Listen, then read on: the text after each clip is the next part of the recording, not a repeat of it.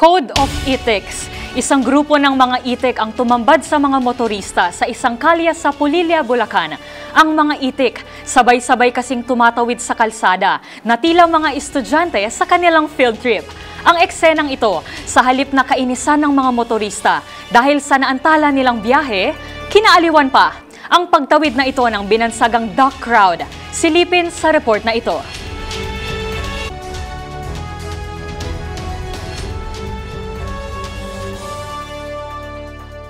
Maniniwala nga ba ang boss mo kapag sinabi mong na-late ka sa trabaho dahil may mga tumatawid na itik sa kalsada?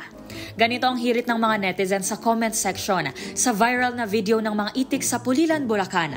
Ang daang-daang itik kasi, sama-sama sa pagtawid sa kalsada na nagdulot ng pagkaantala ng trapiko. Ngunit sa halip na kainisan ng mga motorista, ay kinaaliwan pa nila ito. Gaya na lamang ng uploader ng video na si Red Ronquillo, na aniya pa sa caption ay may field trip daw ang mga naturang itik.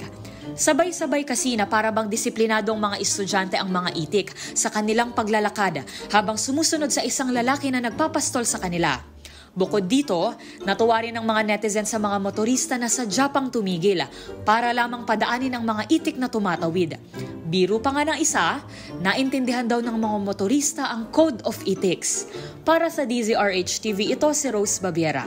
Una sa Pilipinas, una sa Pilipino.